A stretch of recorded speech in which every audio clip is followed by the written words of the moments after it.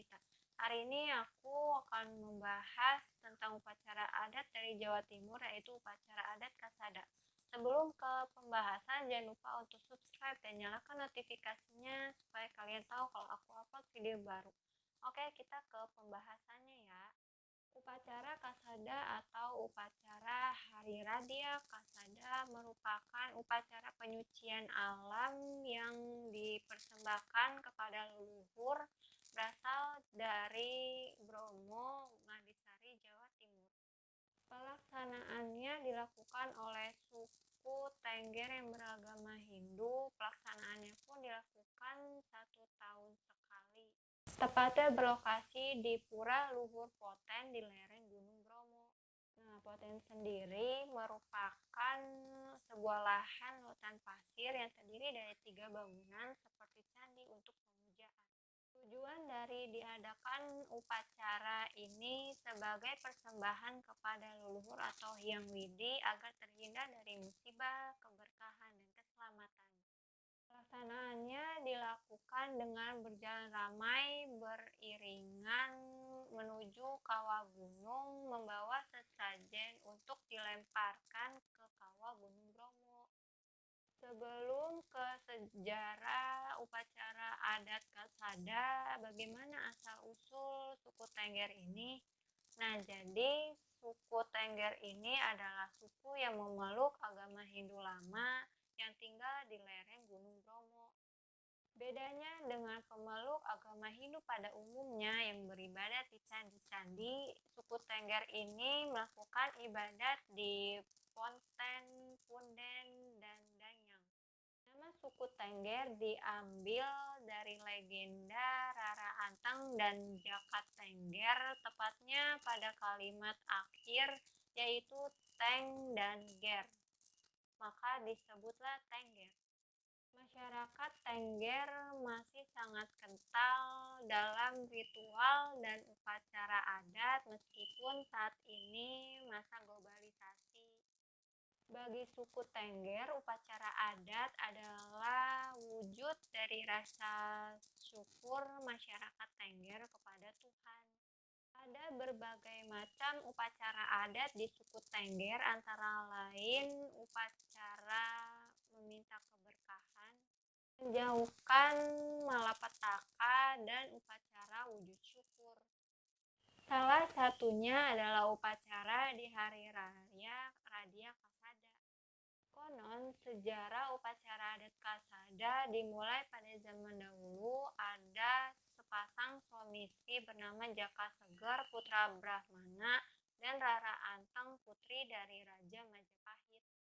Mereka bersatu dari latar belakang status sosial yang berbeda.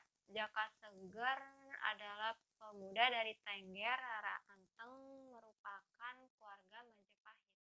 Setelah bertahun-tahun menikah, mereka tak kunjung memiliki keturunan. Keduanya bersemedi untuk memohon meminta keturunan kepada Sang Hyang Widi, penunggu Gunung Bromo. Pada akhirnya doa mereka terkabul dan mereka memiliki keturunan. Namun Jaka Seger dan Rara Anteng ingkar janji hingga Hyang Widi marah. Semua kawasan Bromo menjadi gelap. Saat itu juga kawah Bromo menjilatkan apinya. Seketika anak bungsu mereka bernama Kusuma lenyap masuk ke dalam kawah api. Tiba-tiba terdengar suara gaib berbunyi, "Saudara-saudaraku, aku telah dikorbankan kepada Hyang Widi dan orang tua kita untuk menyelamatkan kalian. Hiduplah dengan aman dan tentram, sembahlah Hyang Widi. Dan aku ingatkan setiap tanggal 14 bulan Kasada, berilah persembahan kepada kawah Gunung Bromo." Kisah itulah yang menjadi permulaan pelaksanaan upacara Kasada setiap tahun oleh suku Tengger. Menurut kepercayaan setempat, makna upacara Kasada adalah bentuk penghargaan kepada alam Bromo atas keindahan alamnya. Maka dari itu, rakyat suku Tengger sangat menjaga kebersihan dan alam wilayah Gunung Bromo. Makna lainnya, masyarakat suku Tengger beranggapan bahwa Bromo merupakan pusat dunia. Hal ini merupakan anggapan turun-temurun sehingga seluruh pembangunan rumah dan sanggar menghadap ke arah Bromo. Tanggal pelaksanaan Kasada adalah antara hari ke-14, 15, dan 16 pada bulan 10 Penanggalan Jawa atau biasa disebut bulan Kasada. Lebih tepatnya lagi saat bulan purnama muncul. Untuk pelaksanaannya dimulai pada tengah malam sampai dini hari. Selama proses upacara adat Kasada dilakukan di 3 tempat penting. Rumah dukun adat Pura Luhur Poten. Poten adalah lautan padang pasir untuk prosesi upacara. Pura Luhur Poten juga memiliki 3 tempat penting, yaitu yang pertama mandala utama untuk pemujaan persembahyangan terdiri dari Padma berbentuk serupa dengan candi dilengkapi pepalihan namun tidak memiliki atap yang terdiri dari kaki, tepas, badan, dan kepala. Yang kedua mandala Madya merupakan bagian tengah, tempat persiapan dan pengiring upacara. Terdiri dari bangunan Kori Agung, Candi Bentar, dan Balai Kentongan. Yang ketiga mandala Nista, yaitu sisi peralihan bagian luar menuju dalam Poten. Terdapat Candi Bentar dan bangunan penunjang lainnya. Proses upacara Kasada diawali berkumpulnya masyarakat Tengger dengan membawa hasil tani dan ternak menggunakan tempat bernama ongkek. Hasil tani dan ternak itulah yang akan dilempari ke kawah Bromo sebagai persembahan. Tahapan-tahapan proses upacara Kasada perlu dilaksanakan secara runtut. Dimulai dari ritual puja, manggala upacara, mulat umat, Trisandia, muspa, bagian bija, diksawidi, dan terakhir persembahan sesajen ke kawah Gunung Bromo. Setelah ongkek siap, seluruh umat Hindu Tengger berjalan menuju Pendopo Agung ke Pura Luhur Poten. Perjalanan tersebut berjarak sekitar 8 km. Masyarakat diperintahkan untuk singgah terlebih dahulu untuk diberikan mantra keselamatan oleh dukun. Kemudian dengan iringan gamelan dan penerangan obor, satu persatu sesajen dilemparkan ke kawah gunung. Upacara ini kemudian diakhiri dengan penampilan sendera tari Rara Anteng Jaka Seger di panggung terbuka Desa Ngadisari. Cukup sekian dari aku yang membahas tentang upacara adat Kasada dari Jawa Timur. Terima kasih yang sudah menonton video ini. Semoga bermanfaat dan menghibur kalian semua.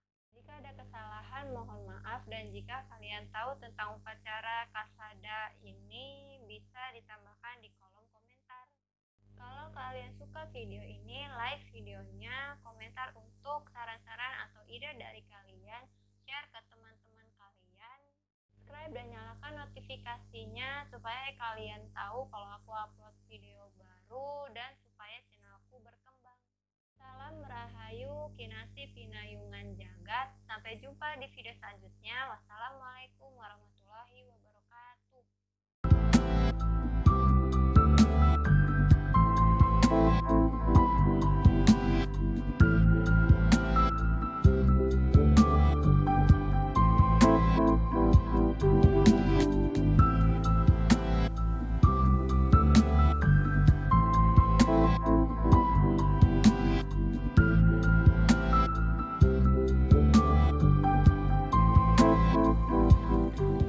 Tidak mudah menelusuri jejak sejarah suku Tengger.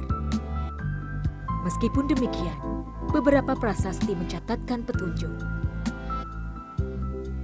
Dalam prasasti Ramaswarapura disebutkan pada tahun 1197 Saka atau 1275 Masehi, Raja Kertanegara memberikan pembebasan pajak bagi warga Tengger. Kini, prasasti yang berumur lebih dari 700 tahun ini tersimpan rapi di Museum Butantular, Jawa Timur. Jadi dalam prasasti itu jelas sekali disebutkan bahwa masyarakat Tengger adalah masyarakat abdi beliau yang mengabdi sekali kepada beliau yang Widi. Tanah Tengger itu disebutkan di prasasti itu adalah tanah hila-hila, yaitu tanah suci. Karena itulah kepada masyarakat Tengger diberi kewajiban untuk mewakili upacara srada ini, mewakili umat masyarakat se-Nusantara melaksanakan upacara di Gunung Bromo ini. Karena masyarakat ini diberi tugas mewakili upacara seluruh Nusantara, maka dia diberikan kebebasan untuk membayar pajak.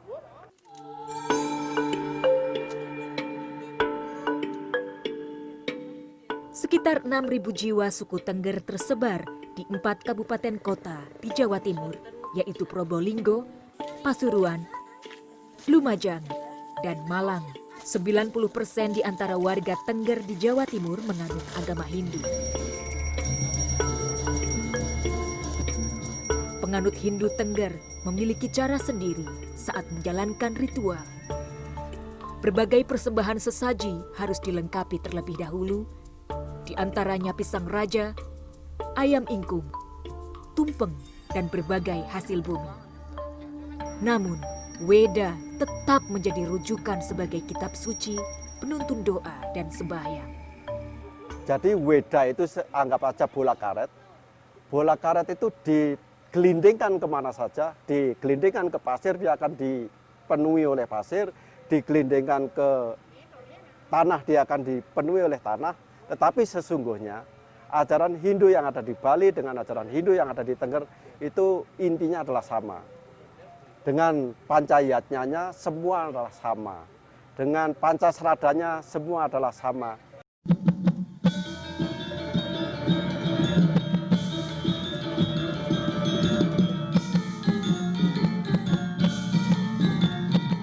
Cerita rakyat tentang Joko Seger dan Roro Anteng abadi di antara suku Tengger di kawasan Bromo dan Semeru.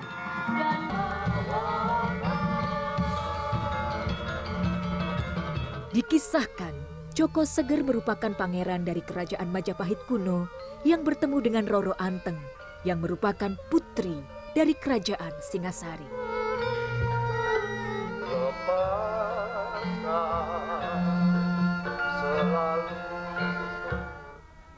Mereka pun menikah dan membangun negeri di lereng Gunung Bromo yang disebut sebagai Tanah Tengger.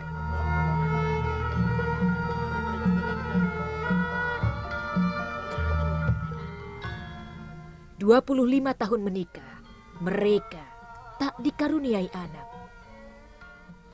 Hingga pada suatu ketika, Joko Seger dan Roro Anteng bersaksi di hadapan Gunung Bromo. Jika mendapat karunia anak, maka anak terakhir mereka akan menjadi persembahan bagi Kawah Bromo.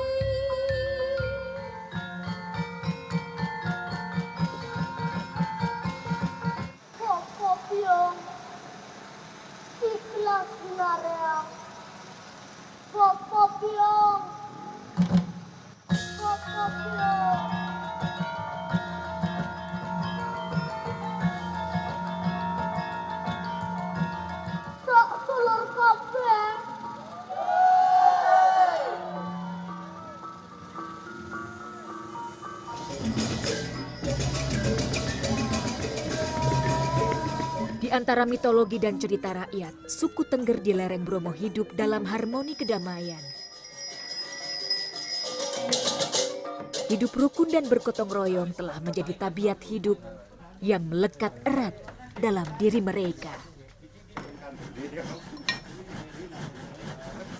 Jangan lupa aja lali, 3 weningan. Apa itu? 3 itu 3, ya. Wening adalah kedamaian, ketenangan, ya. Artinya harmonis. Ya. Kita itu harus menciptakan senantiasa berhubungan harmonis kepada 3 hal. Kayaknya 3. Kepada yang kuasa, jelas, ini utama. Kedua, kepada sesama. Ya. Ketiga, kepada alam semesta.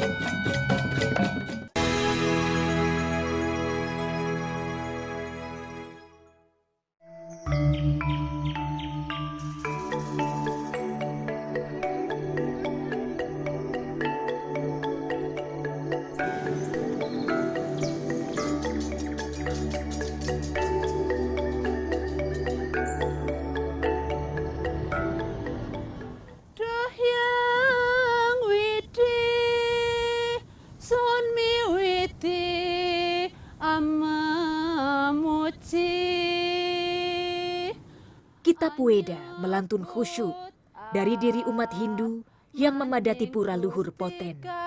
Moho suci. Di antara lautan pasir Gunung Bromo, pura yang terletak di kaki Gunung Bromo di Kabupaten Probolinggo ini menjadi titik paling sakral. Memasuki bulan Kasodo dalam penanggalan Saka, pura luhur Poten selalu dipenuhi oleh suku Tengger. 2 hari jelang Kasodo, berbagai persiapan dilakukan. Mulai dari ritual pembuatan sesaji yang berisi buah-buahan dan sayuran, pisang raja sebagai hasil bumi yang tak boleh ditinggalkan, dan kelengkapan segogolong. Ditata dengan saksama dan tak satu pun sesaji tertinggal. Para pemuda, ibu-ibu hingga para bapak, semua membuat persiapan persembahan.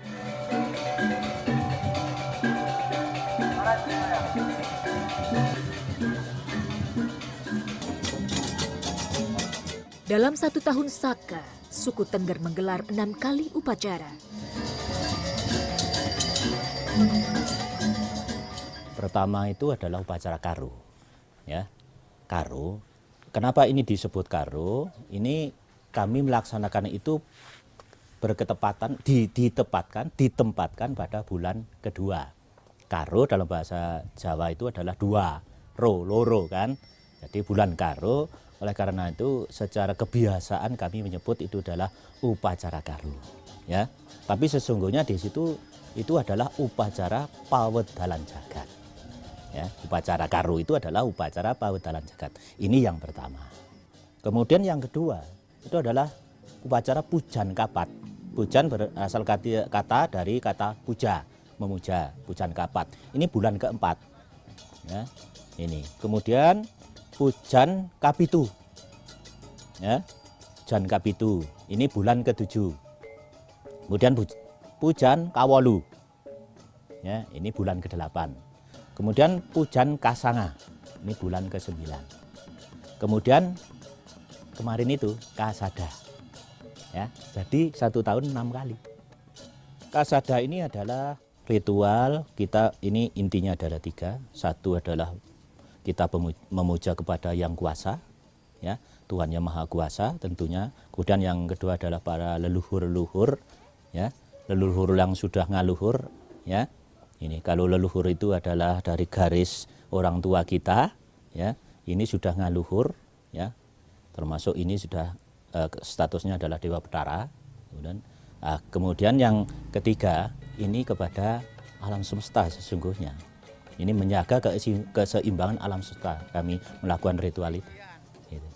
Jadi alam semesta ini agar tetap berkeseimbangan sehingga kehidupan ini akan menjadikan kehidupan yang damai dan sejahtera, itu kami melakukan pemujaan itu. Jadi intinya 3, kepada Yang Maha Kuasa, ya, kepada para leluhur-leluhur kami, ya, ini yang mengawali keberadaan kami ini sesungguhnya, ini tidak boleh ini dilupakan, kemudian kepada alam semesta. Ini intinya, kasada itu.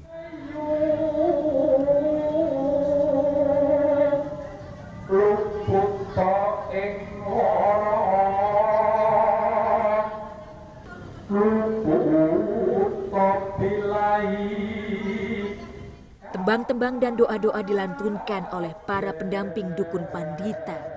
Tembang pemujaan terhadap Sang Hyang Widi, memohon keselamatan, bebas dari segala macam penyakit dan mara bahaya. 1 hari jelang yatnya Kasodo, seluruh peralatan sembahyang disucikan. Para pemangku pura diikuti oleh puluhan umat Hindu Tengger membawa berbagai sesaji menuju punden pemujaan yang tak jauh dari Pura Poten. Kalau cerita awal mula itu memang sangat sulit, ya, karena kejadian tersebut sampai detik ini masih kami lakukan, itu tidak ada sebuah catatan, ya, catatan artinya catatan yang ditulis oleh orang, karena kejadiannya adalah prasejarah sekali, jauh sekali, ya, sehingga tidak ada catatan. Hanya kami ini diwarisi itu melalui tutur, ya, tutur artinya tutur itu lewat lesan, ya, yang disebut sekarang ini adalah workshop, ya, folklore kan, ya, budaya lesan, folklore, kemudian dengan sesaji-saji yang kalau di Tengger itu disebut dandanan, ya, itu di situ itu ada tuntunan untuk kehidupan ini, gitu. Dalam bahasa kami adalah tuntunan luhur, ya, ajaran-ajaran jati, ya, yang ditulis di dandanan-dandanan itu, ya, tidak ditulis dengan huruf itu. Jadi sehingga kami sangat sulit sekali untuk kapan mulainya itu, ya, kapan mulainya, sejak kapan keberadaan tradisi-tradisi yang dilakukan oleh orang-orang Tengger ini. Ini tidak ada yang bisa menceritakan soal itu, termasuk orang Tengger. Orang Tengger harus bercerita hanya diwarisi cerita dari para leluhurnya. Itu. Ya itulah cerita yang dilakukan, yang diceritakan leluhur, kami terima, kemudian yang jelas kami teruskan kepada generasi-generasi selanjutnya. Termasuk saya juga ya diwarisi oleh orang-orang tua saya, leluhur saya itu. Lah itulah tugas sekarang, generasi sekarang itu harus sudah dicatat, gitu loh.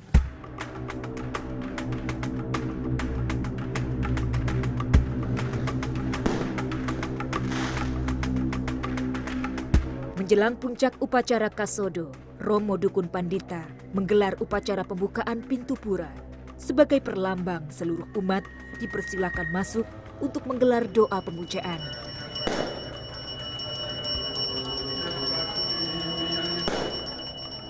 Pintu Mandala Nista pun dibuka lebar. Purnama hampir penuh. Ritual penyucian atau piodalan telah digelar. Romo Dukun Pandita memimpin upacara ritual.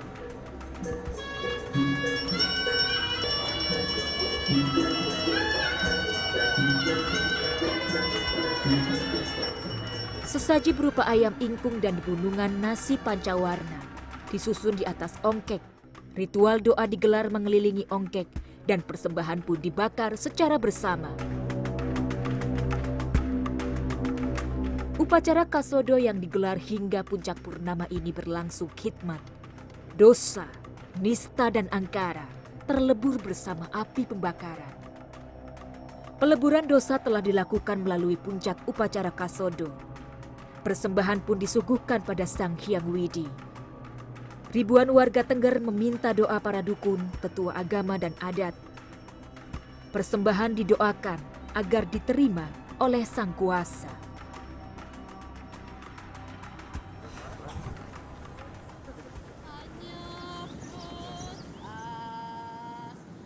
Mendaki gunung setinggi 2000 meter lebih menjadi ritual akhir. Dengan berjalan kaki, ribuan umat suku Tengger dari berbagai latar belakang agama membawa persembahan ke puncak Bromo dan melemparkannya ke kawah.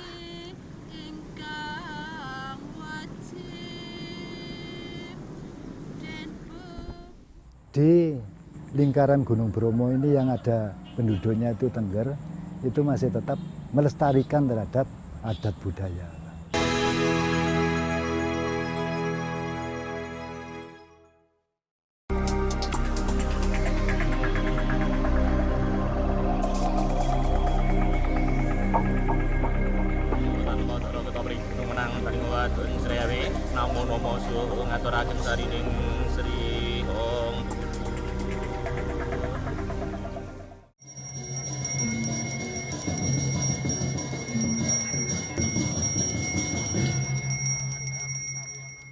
Orang Tengger itu harus ngugemi marang guru papat. Nah itu artinya apa? Papat itu adalah empat guru yang harus kita bekteni gitu loh. Itu satu jelas yang kuasa, dua adalah orang tua termasuk leluhur, yang ketiga adalah sesama. Kalau kita bilang sesama ya sesama makhluk, bukan hanya antar manusia kan. Nah kemudian yang ketiga adalah yang memegang pemerintahan, ya. Baik itu RT sampai dengan yang di pusat presiden itu harus dibekteni.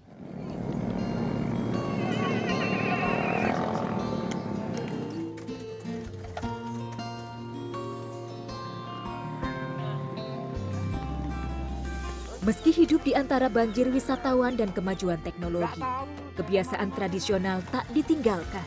Dalam kearifan, keseharian mereka tetap dibalut kesederhanaan. Nasi pun dimasak dengan arang. Jagung ditumbuk dengan lumpang dan alu. Di lereng perbukitan dan dataran Tengger, mereka menjalani keseharian sebagai petani dan pedagang. Ini lestari mulai awal.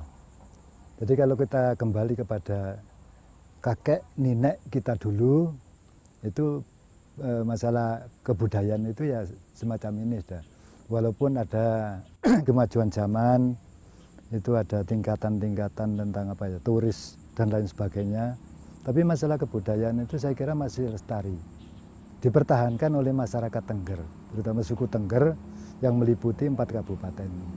Jadi bukan hanya dipertahan oleh masyarakat satu desa atau satu kecamatan atau satu kabupaten Probolinggo, enggak.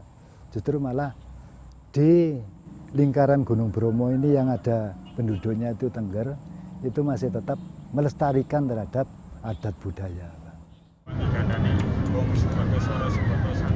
Mantra-mantra dukun pandita membaluri setiap sendi kehidupan warga Tengger.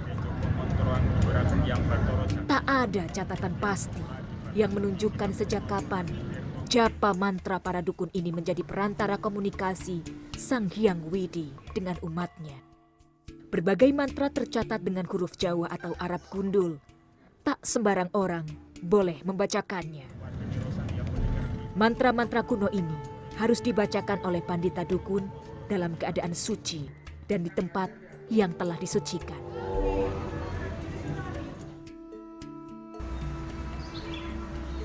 Nah, itu kalau di Tenggernya sudah lama, Mbak, sudah berabad-abad, mungkin abad 17 atau berapa, tidak tahu persis, karena kebetulan yang museum punya ada 13 bendel ini, tanpa nama penulis, tanpa angka tahun. Sehingga kami di dalam museum ini tadi, kalau ada mahasiswa atau peneliti yang datang ke museum, tidak bisa menjelaskan secara angka tahun yang persis. Karena bukan literatur ya, jadi hanya isinya itu tadi, ada mantra-mantranya, ada bacaannya, tetapi tidak ada angka tahun sama nama penulisnya juga tidak ada.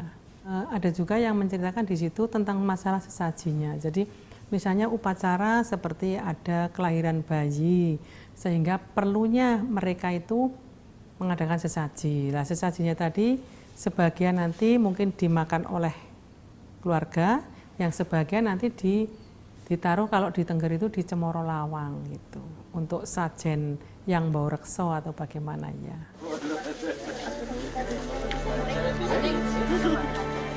Keluhuran budaya yang tak ditinggalkan pun tampak dalam kehidupan sehari-hari warga Tengger. Dalam upacara pemakaman misalnya, berbagai prasyarat dilengkapi. Sebelum jenazah diantarkan ke liang lahat, upacara pelepasan dilakukan di depan rumah duka.